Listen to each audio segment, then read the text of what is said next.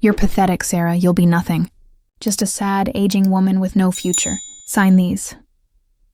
Oliver's voice, amplified by the ballroom's sophisticated sound system, cut through the soft melody of the string quartet and the gentle hum of 200 conversations. Each word was a venomous spear aimed directly at my heart. It was precisely 8:17 p.m. on Saturday, October 26th, our 25th wedding anniversary, and I, Sarah Mitchell, a 52-year-old senior corporate strategist at Aegis Capital Solutions, a prestigious financial advisory firm in San Francisco, was standing before our closest friends, family, and professional associates. My husband of a quarter century was handing me divorce papers.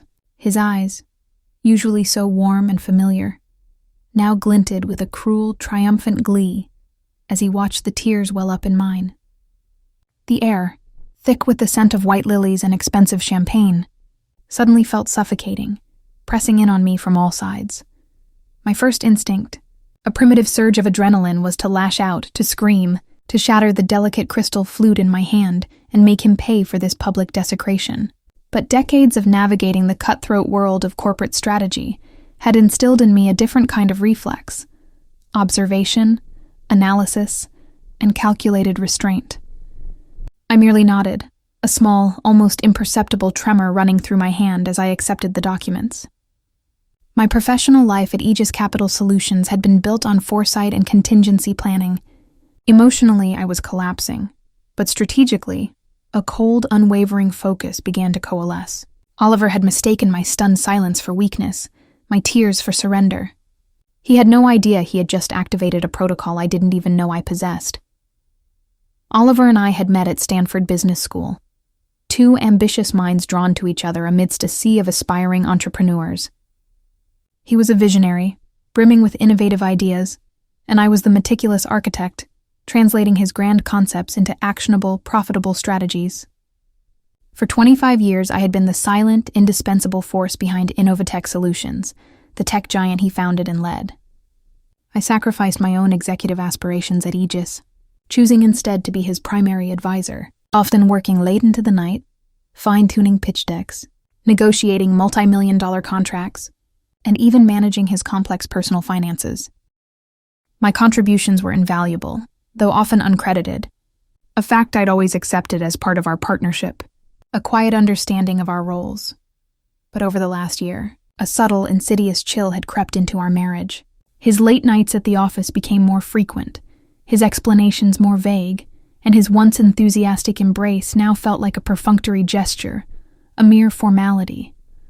I'd attributed it to the relentless pressures of his expanding empire, a narrative I desperately wanted to believe, clinging to the familiar comfort of our shared history. But deep down, beneath the veneer of hopeful denial, a quiet alarm had begun to sound, a faint whisper of unease that grew louder with each passing week. The alarm turned into a blaring, undeniable siren 3 months prior, on July 18th, when I noticed an unusually large charge, exactly $2,500 on a joint credit card statement. It was from Sapphire Dreams Jewelers, a high-end boutique in Beverly Hills, a store I had never once visited. Oliver claimed it was a surprise gift for his mother, but her birthday had been in April, and he'd already gifted her a custom antique watch for that occasion. His explanation was flimsy, delivered with an uncharacteristic flicker of evasion in his eyes. My professional instincts, honed over decades of forensic financial analysis and corporate due diligence, immediately kicked in. I didn't confront him, not yet. Confrontation was an emotional outburst, not a strategic move. Instead, I began a discreet, methodical investigation. Leveraging my expertise in digital forensics and my deep knowledge of our shared financial accounts, I uncovered a pattern of lavish expenditures that transcended any plausible business expense. A $20,000 weekend retreat to Aspen in June, a lease for a luxury apartment downtown under a shell corporation named Horizon Holdings LLC, and recurring payments to a woman named Isabelle Dubois. Oliver wasn't just having an affair. He was building a parallel life, meticulously funded by our marital assets, and as I soon discovered, by systematically siphoning off funds from Innovatech Solutions.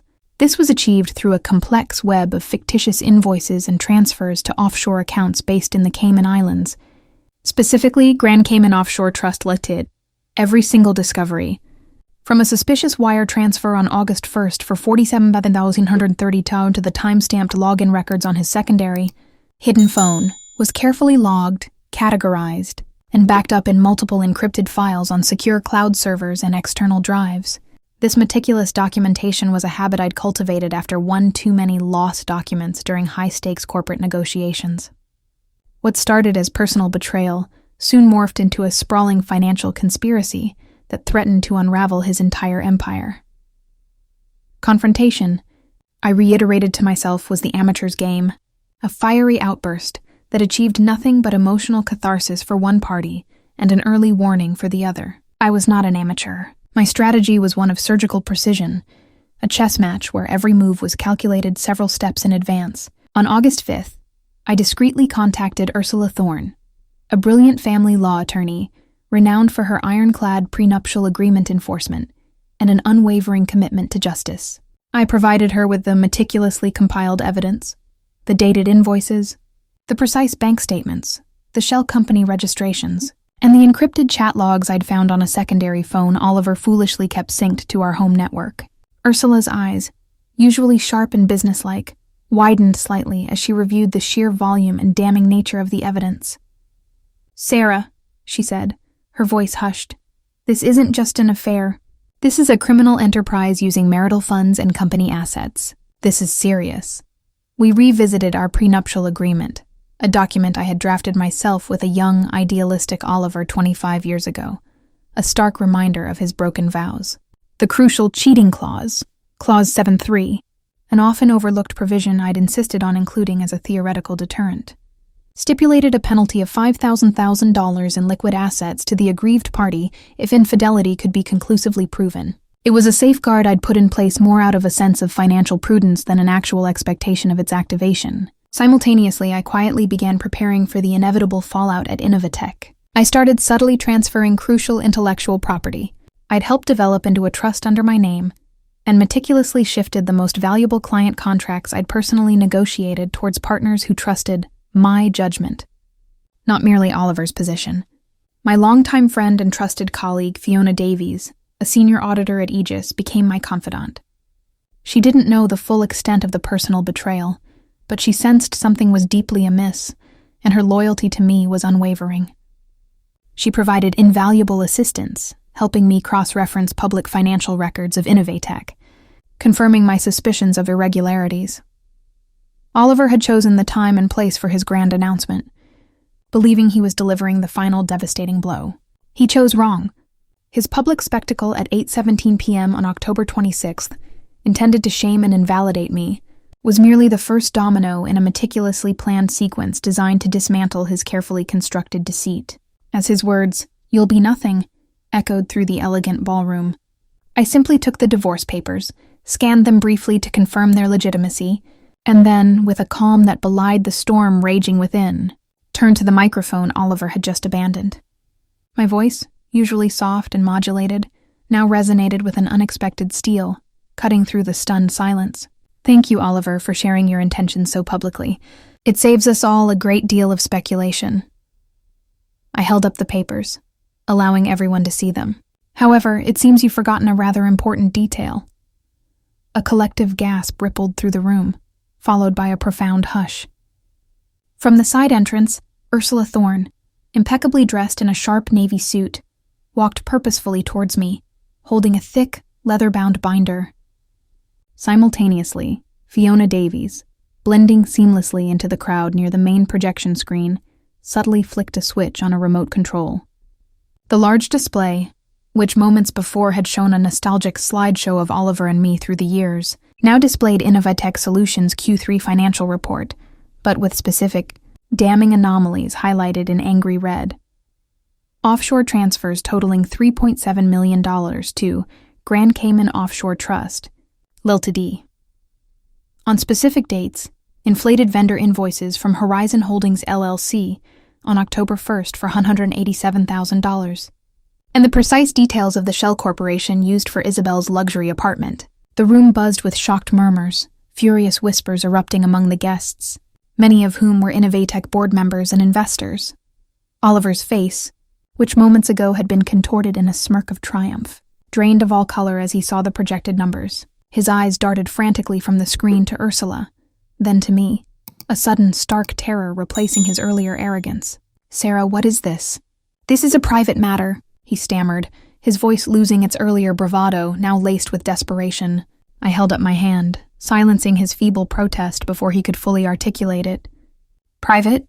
You just made it a public spectacle, Oliver. And since you've chosen this grand stage for your announcement, allow me to complete the performance." Ursula stepped forward, handing me a crisp, notarized document. "This, dear guests," I continued, holding up our prenuptial agreement for all to see, "is our prenuptial agreement, signed on October 26, 1998, witnessed by many of you here tonight." I paused, allowing the gravity of the situation to settle. Specifically, Clause 7.3, the infidelity provision, which states that in the event of proven marital infidelity, the offending party forfeits $5,000 in liquid assets to the aggrieved spouse, beyond any other settlements. I let the precise monetary value, $5 million, hang in the air, its weight tangible.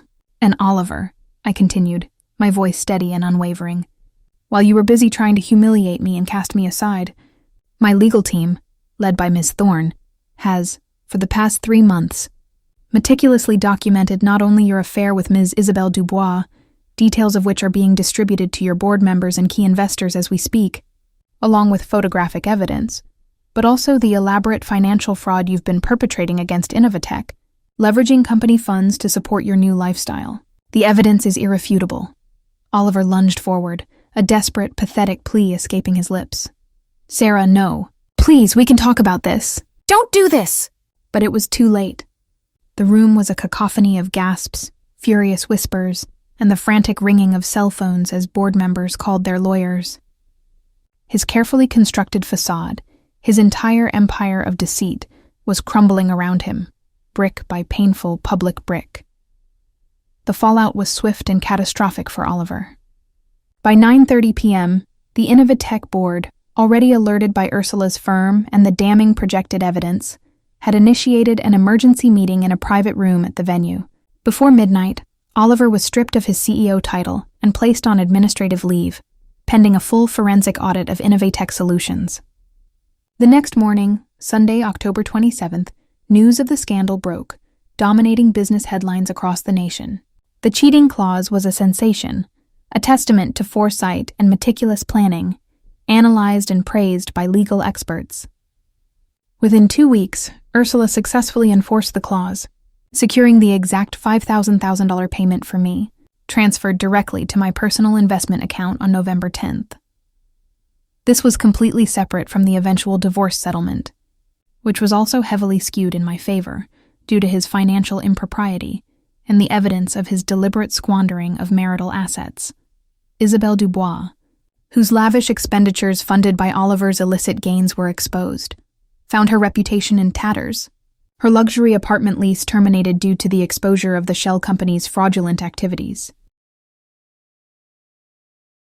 Oliver faced multiple lawsuits from shareholders for corporate malfeasance and federal investigations into his financial misconduct and potential tax evasion. Innovatech Solutions, under the decisive new leadership of its CTO, managed to weather the storm.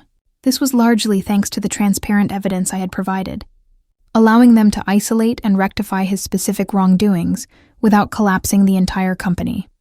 As for me, the profound humiliation of that anniversary night transformed into an unexpected liberation. I officially resigned from my advisory role at Innovatech on November 15th and fully embraced my full-time position as senior corporate strategist at Aegis Capital Solutions. Leveraging my newfound visibility and reputation for shrewdness and integrity, I secured several high-profile contracts for Aegis, becoming one of their most valuable assets.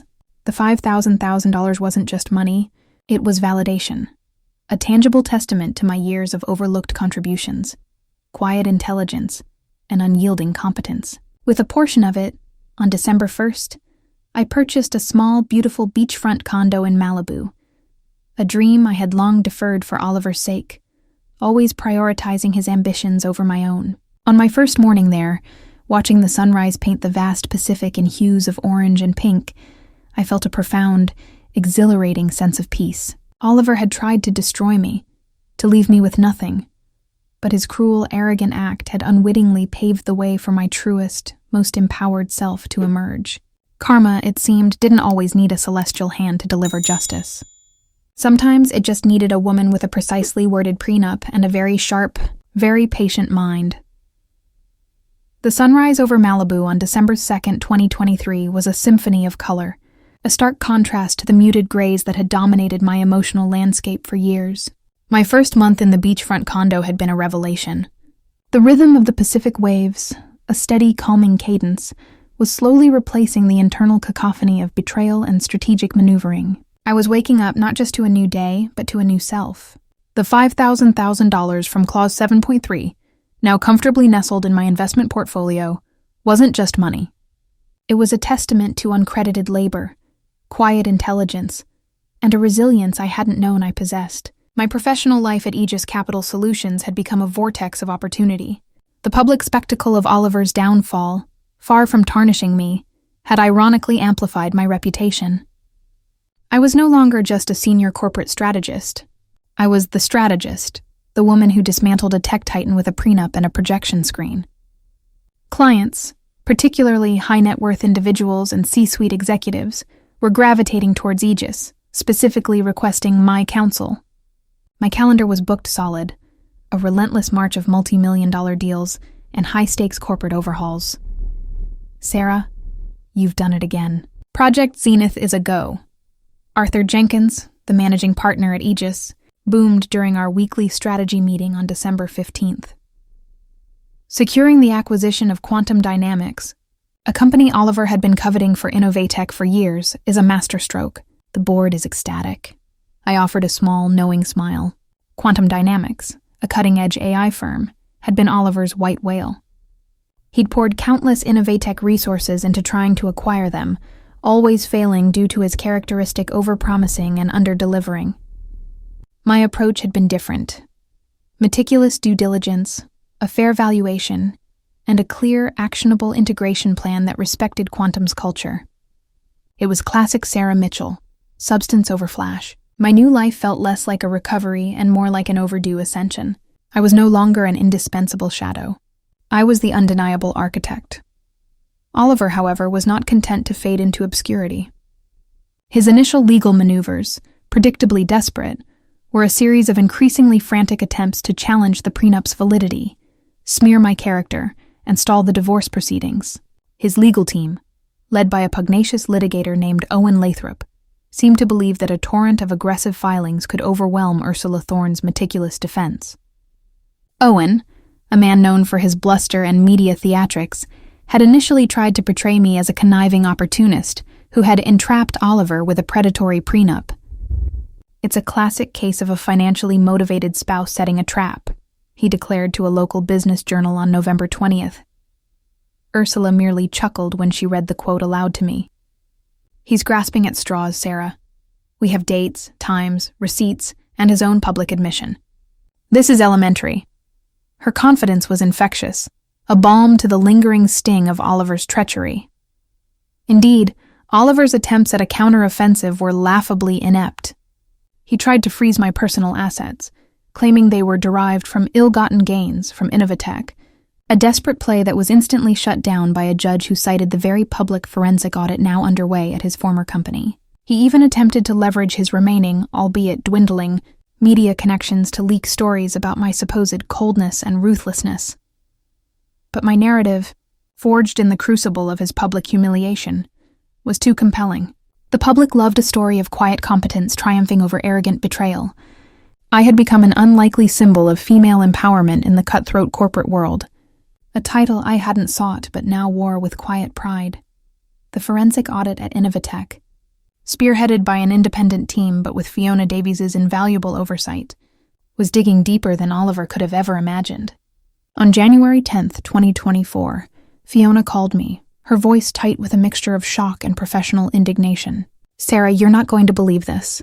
The Cayman Islands accounts were just the tip of the iceberg.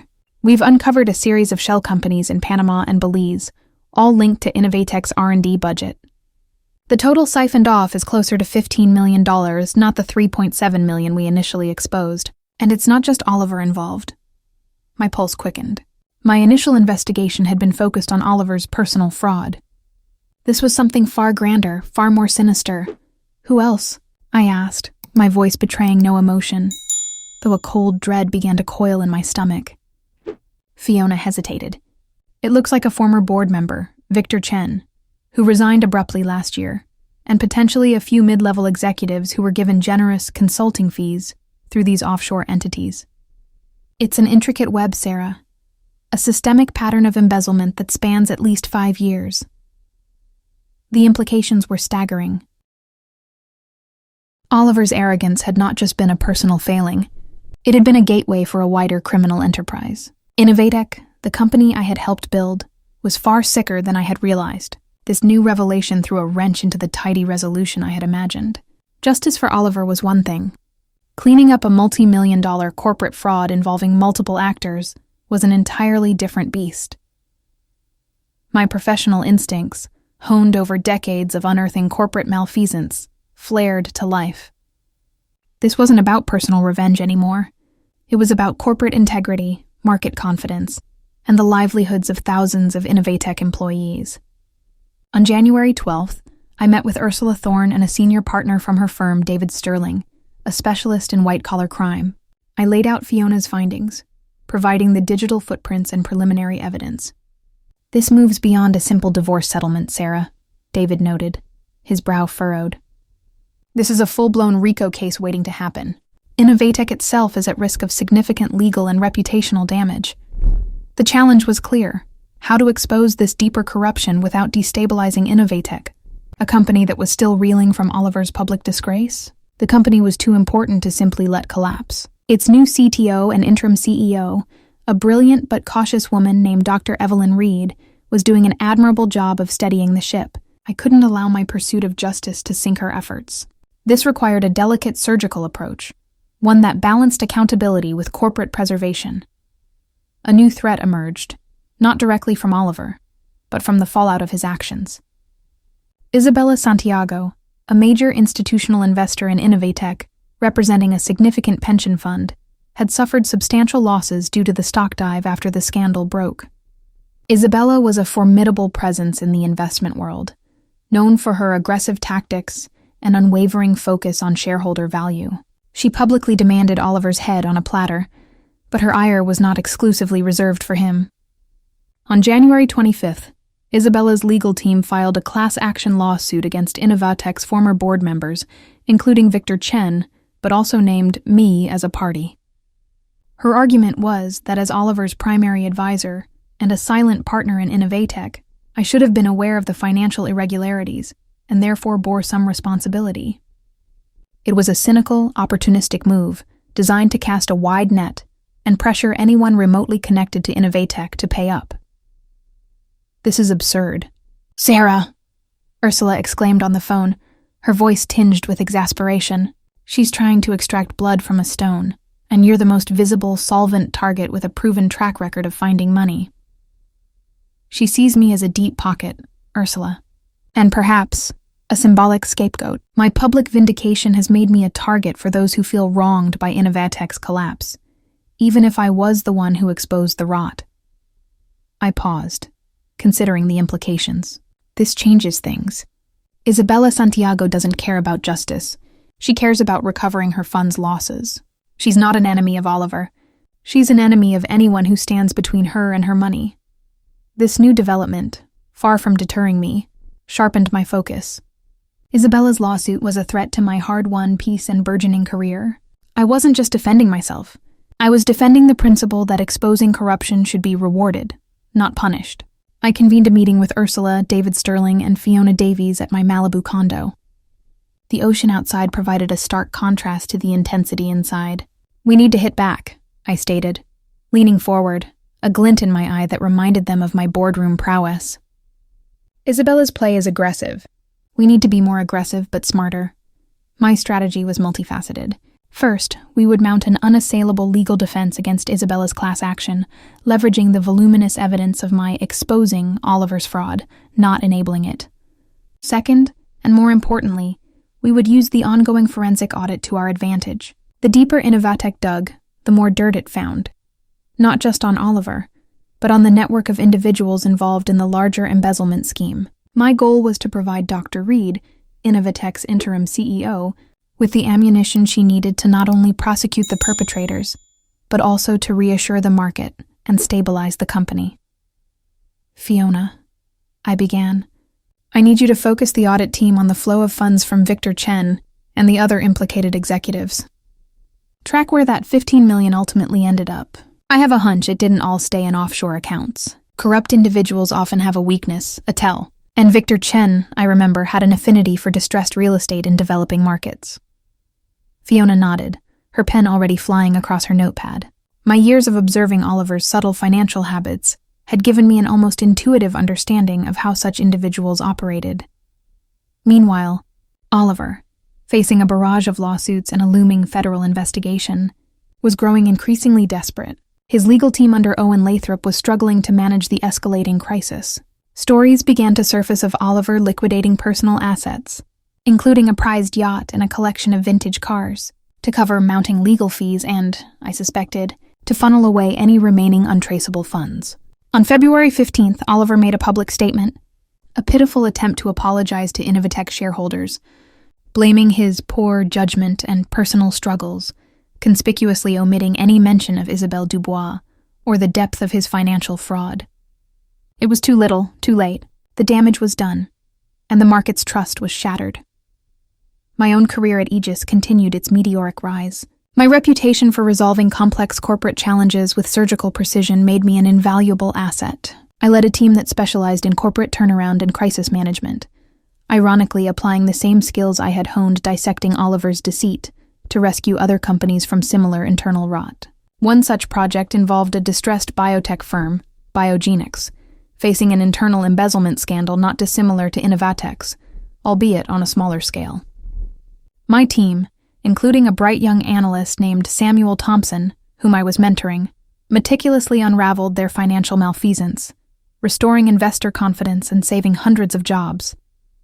Your clarity under pressure, Sarah, is remarkable, Samuel commented one evening, reviewing a complex financial model I had just simplified. It's like you see patterns no one else does. I smiled faintly. It comes from having to see through a lot of smoke and mirrors, Samuel, and from trusting your numbers. By March 1st, Fiona's expanded audit had yielded even more explosive results. The trail of the $15 million led to a network of shell corporations that were funneling money not into standard investment vehicles, but into a series of high-risk, unregistered crypto ventures and, as I suspected, distressed real estate developments in Southeast Asia. The financial architecture was incredibly sophisticated, suggesting a level of planning that went far beyond Oliver's capabilities. This wasn't Oliver's brainchild, Sarah, Fiona concluded during our next call. He was a pawn or, at best, an eager participant in a much larger, more organized scheme. Victor Chen was definitely the architect, but even he seems to have had a larger network supporting him. This realization was both chilling and liberating. Chilling, because it meant I had stumbled into a criminal enterprise far more expansive than a simple corporate fraud. Liberating because it affirmed that Oliver's betrayal was not just a personal slight, but a symptom of a larger systemic corruption he willingly participated in. The class action lawsuit from Isabella Santiago suddenly seemed less like a nuisance and more like an opportunity. If I could expose the full extent of the financial conspiracy, including its masterminds and their illicit gains, I could not only clear my name, but also potentially recover enough funds to satisfy Isabella's demands and stabilize Innovatech. I called Ursula Thorne immediately. Ursula, we need to broaden our scope. Isabella Santiago's lawsuit has given us a public platform to expose not just Oliver, but the entire ring. This isn't just about my reputation anymore. This is about cleaning up a cesspool. Ursula was silent for a moment. Sarah, this could be dangerous. You're going up against very powerful, very well-connected people if this goes as deep as Fiona suggests. I know, I replied, my voice unwavering. But I've never shied away from a challenge, Ursula, especially when justice is on the line. And frankly, the idea of these people getting away with it, while Innovatech struggles, doesn't sit right with me. The next few weeks were a blur of intense meetings, legal strategy sessions, and deep-dive financial analysis. I worked closely with Dr. Reed, Innovatech's interim CEO, providing her with anonymized data and insights that allowed her to cooperate with federal investigators without compromising the company's ongoing operations. My goal was to create a comprehensive report, a white paper of sorts, that would meticulously detail the entire criminal enterprise, linking every shell company, every offshore transfer, every implicated individual. This report, backed by immutable evidence, would be the foundation of our counteroffensive against Isabella Santiago, and the final nail in the coffin for Oliver and his co-conspirators. Oliver, meanwhile, was experiencing his own brand of karma. Stripped of his wealth, his reputation in tatters, he found himself increasingly isolated. Isabelle Dubois, his lavish lifestyle now gone, abandoned him. His social invitations dried up. His once bustling mansion was empty, soon to be seized as part of asset forfeiture proceedings. I heard through the grapevine that Owen Lathrop was growing increasingly frustrated with his non-paying client. Oliver's calls for negotiation grew more desperate, sometimes bordering on threats, which Ursula promptly reported to the authorities. His arrogance had not just destroyed his marriage, it had demolished his entire life. As April approached, my team at Aegis, along with Ursula and Fiona, had completed the preliminary draft of the Innovatech fraud report. It was a document of over 300 pages, dense with irrefutable evidence, flowcharts illustrating the money laundering schemes, and profiles of the key players involved, including Victor Chen and his extensive network. We discovered that a significant portion of the embezzled funds had been channeled into a failing resort development in the Philippines, a project that was secretly owned by Victor Chen through a complex web of holding companies. This was the vulnerable point, the exposed nerve. On April 10th, I stood before the board of directors of Innovatech, along with Dr. Reed, Ursula Thorne, and a representative from the FBI's white-collar crime division. I presented the detailed findings, calmly and meticulously.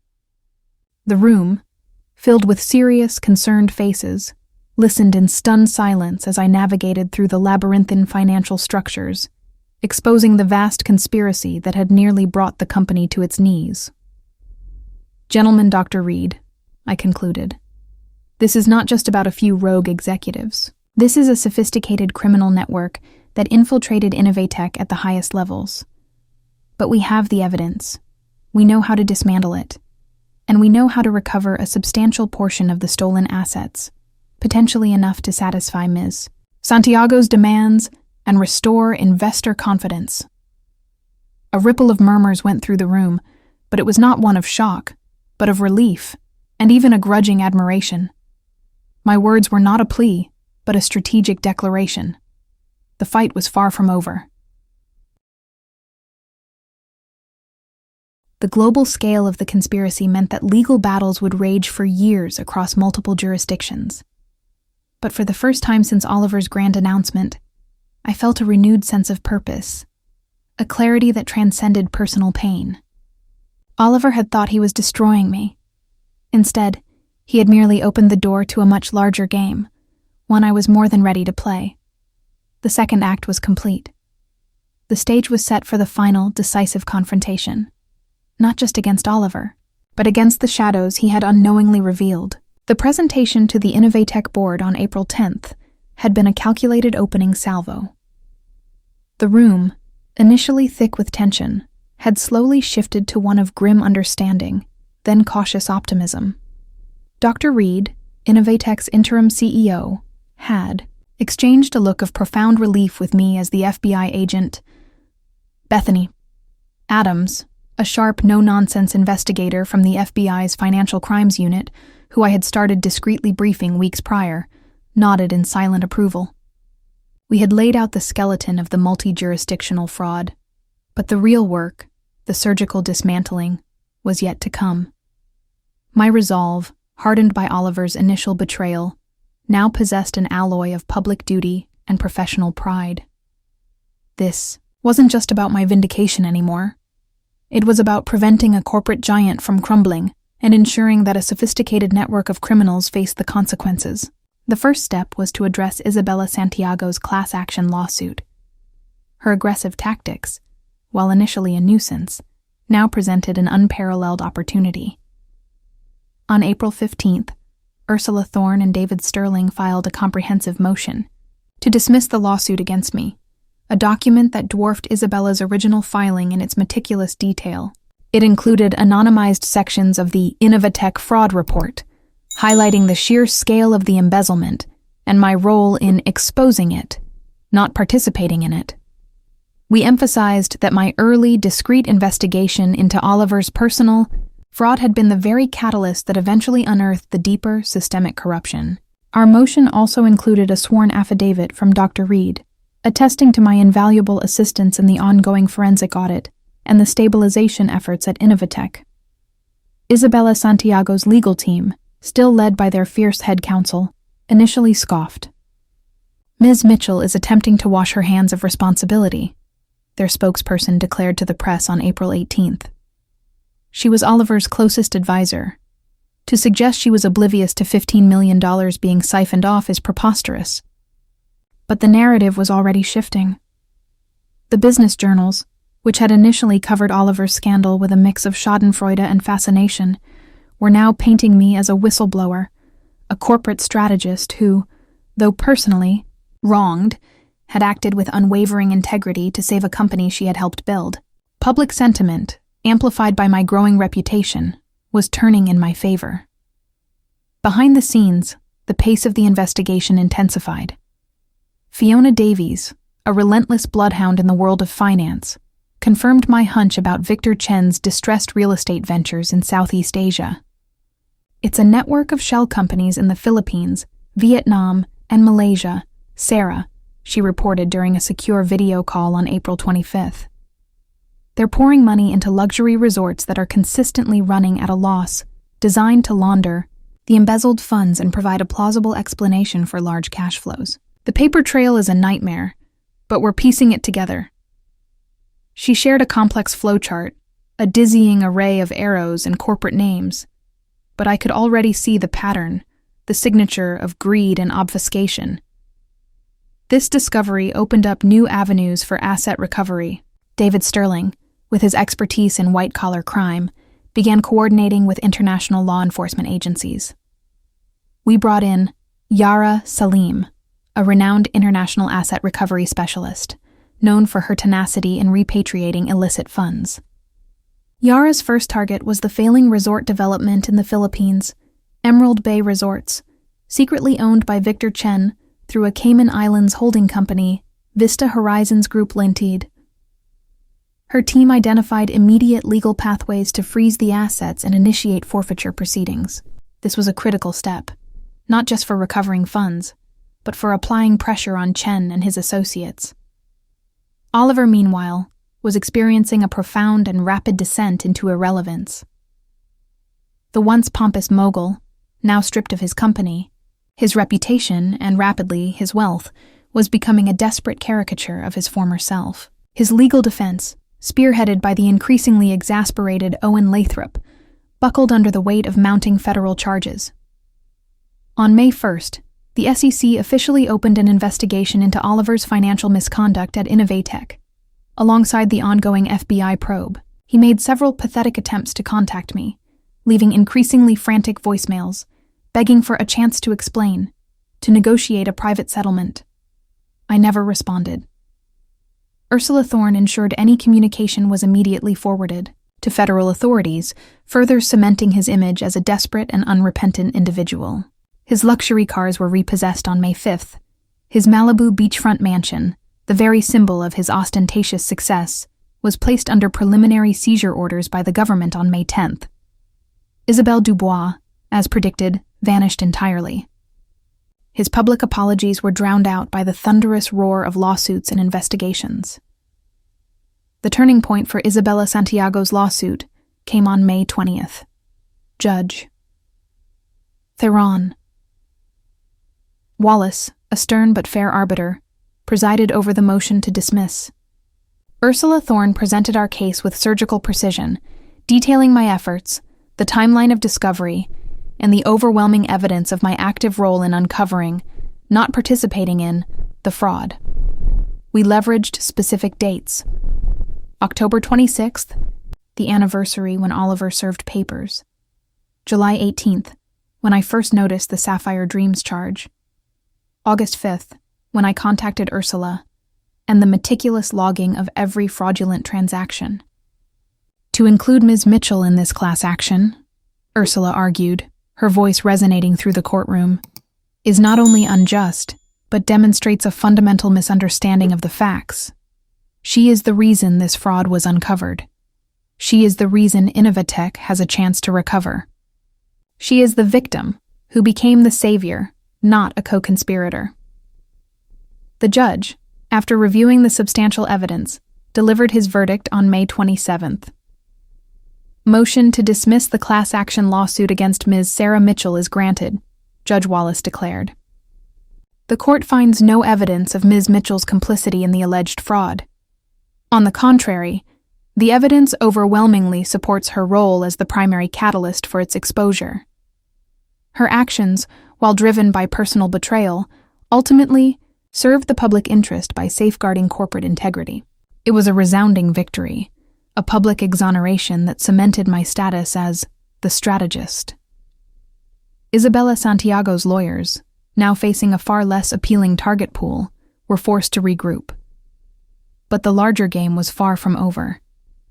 The Innovatech fraud report, now a meticulously compiled document exceeding 400 pages, was finalized on June 10th. It contained the complete financial architecture of the embezzlement scheme, from the initial siphoning of funds through fictitious R&D budgets to their final destination in high-risk crypto investments and the distressed real estate projects in Southeast Asia. We had identified specific accounts, transaction IDs, and the precise roles of Victor Chen, the former board member, and several mid-level executives who had facilitated the fraud.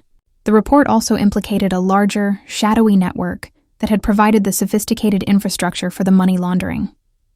On June 15th, a press conference was held at the Aegis Capital Solutions headquarters, a deliberate choice designed to underscore my professional standing and Aegis's commitment to corporate governance. Dr. Evelyn Reed, the interim CEO of Innovatech, stood beside me, along with Ursula Thorne, David Sterling, and Bethany Adams from the FBI. I presented the report, not with anger, but with the cold, precise objectivity of a seasoned strategist. The fraud at Innovatech Solutions, I stated, my voice calm but unwavering, was not merely the act of one individual. It was a sophisticated criminal enterprise, meticulously designed to divert over $15 million in company assets through a complex web of shell corporations and offshore accounts. Today, we are releasing the full, unredacted Innovatech fraud report to federal authorities and regulators, initiating comprehensive legal action against all implicated parties. The sheer volume and damning nature of the evidence sent shockwaves through the financial world. Pictures of Victor Chen's luxurious yet failing Emerald Bay resorts in the Philippines flashed across news screens, concrete proof of the stolen wealth. The names of the implicated mid-level executives, once anonymous cogs in Oliver's empire, were now publicly attached to criminal charges. The stock market, which had been volatile for Innovatech, reacted with a surge of confidence. Investors, weary of uncertainty, now saw a clear path to accountability and, more importantly, to recovery. The consequences for Victor Chen and his network were swift. On June 20th, Victor Chen was apprehended by federal agents at a private airport in San Diego, attempting to board a flight to Mexico. His intricate web of shell companies began to unravel as Yara Salim's team, working with international counterparts, successfully froze assets across multiple jurisdictions. The distressed real estate projects in Southeast Asia were seized, their value estimated to be substantial, offering a significant pathway to recovering the stolen funds. Arrests followed for several mid-level executives and the key facilitators of the offshore network. The battle for asset forfeiture and criminal prosecution would be long and complex, spanning years and international borders, but the foundations had been irrevocably laid. Innovatech, under Dr. Reed's decisive leadership, began its slow, steady climb back to stability. The transparency of the exposé, coupled with the ongoing asset recovery, reassured shareholders. The company, shedding the toxic elements of its past, was poised for a resurgence. Dr. Reed personally thanked me during a quiet lunch on June 25th. "You didn't just save Innovatech, Sarah," she said, her eyes earnest. You gave us a new beginning, a chance to rebuild on a foundation of integrity. And you proved that competence, quiet and steady, ultimately triumphs over flashy, fraudulent ambition. Oliver's downfall was complete. On July 1st, he was formally indicted on multiple counts of wire fraud, embezzlement, and conspiracy. His frantic calls ceased. Owen Lathrop, fed up with his non-paying client and the insurmountable evidence, formally withdrew from the case. The man who had once commanded a tech empire now faced a desolate future, stripped of his wealth, his freedom, and his last shred of dignity. His trial was set for the following year, a mere formality given the mountain of evidence. He was no longer a threat, just a cautionary tale. As for me, the profound humiliation of that anniversary night, the initial sting of betrayal, had long faded, replaced by an exhilarating sense of purpose and peace. My career at Aegis Capital Solutions soared to unprecedented heights. I was promoted to Managing Director of Corporate Strategy on July 15th, a role that gave me the autonomy and influence I had quietly craved for years. The $5,000 from the Prenup, coupled with my strategic investments, had grown substantially, providing a financial security that underscored my liberation. My Malibu condo, with its sweeping ocean views, became my sanctuary, a tangible symbol of a life rebuilt on my own terms. On July 20th, as the sun dipped below the Pacific horizon, painting the sky in fiery oranges and deep purples, I sat on my balcony, a glass of exquisite champagne in hand. Samuel Thompson, now a junior strategist reporting directly to me, had just sent me a congratulatory message on my promotion, highlighting how my strategic insights had revolutionized Aegis's approach to crisis management. I smiled. Oliver had thought he was destroying me, reducing me to nothing. He had mistaken my silence for weakness, my tears for surrender. He had, in his towering arrogance, unlocked a protocol within me I hadn't known existed. He had inadvertently given me the greatest gift of all, the opportunity to become my truest, most powerful self. Karma, I reflected, didn't just need a precisely worded prenup and a very sharp, very patient mind. Sometimes it just needed a grand public stage and an opponent foolish enough to believe they held all the cards. The game was won, and the peace was absolute.